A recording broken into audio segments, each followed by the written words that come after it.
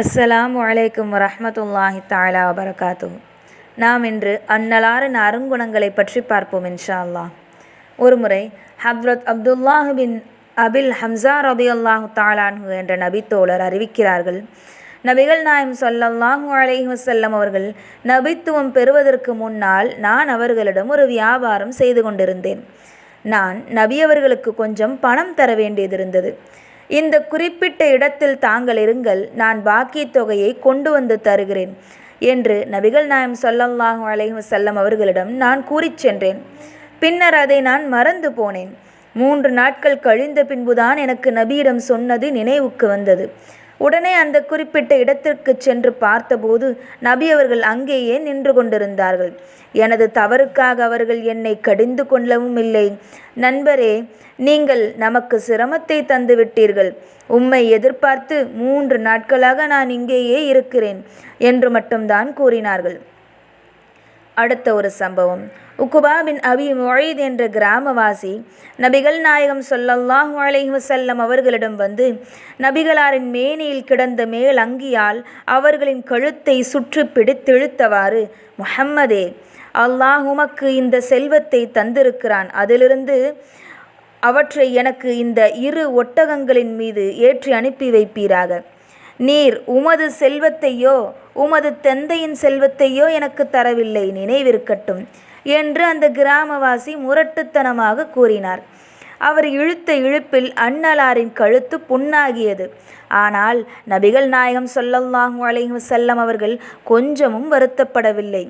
நண்பரே, நீர் கூறுவதும் சரிதான், பொருள் அல்லாஹ்வின் பொருள்தான், நான் அவனுடைய அடிமையே என்று கூறி, அன்பரே, கழுத்தை புண்ணாக்கியதற்காக நான் உம்மிடம் பழிதீர்த்து கொள்ளப் போகிறேன் என்றார்கள். அதை செவியுற்ற அந்த கிராமவாசி, அப்படியெல்லாம் நடக்காது என அழுத்தமாக கூறினார்.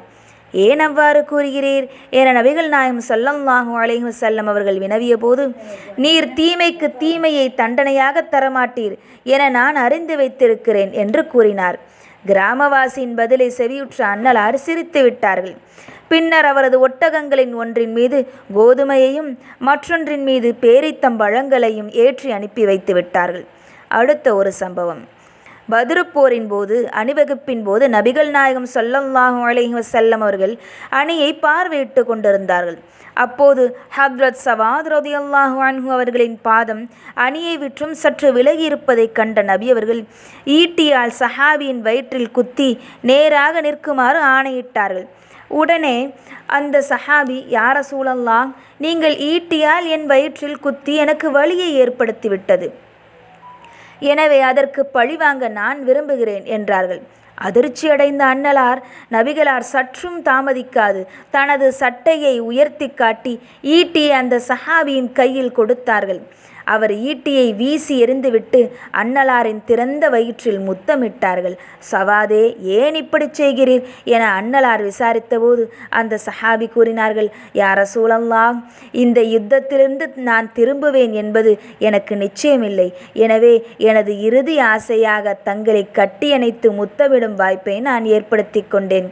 இதை கேட்ட நபிகள் நாயகம் ஸல்லல்லாஹு அலைஹி வஸல்லம் அவர்கள் அந்த சஹாபிக்காக துஆ செய்தார்கள்.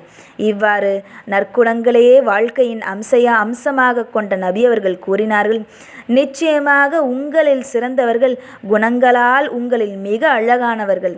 எனவே அன்னலாரின் உம்மத்தினராகிய நாம் அவர்களின் வழிமுறைகளை பின்பற்றினால்தான் வாழ்வில் ஜெயம் பெற முடியும் என்பதை சிந்தித்து வாழ்வின் எல்லா நிலைகளிலும் அன்னலாரின் அருங்குணங்களை எடுத்து நடப்பதற்கு வல்ல அல்லாஹ் நம் யாவருக்கும் அருள் புரிவானாக.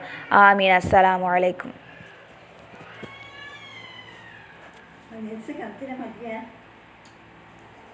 yang tiada apa.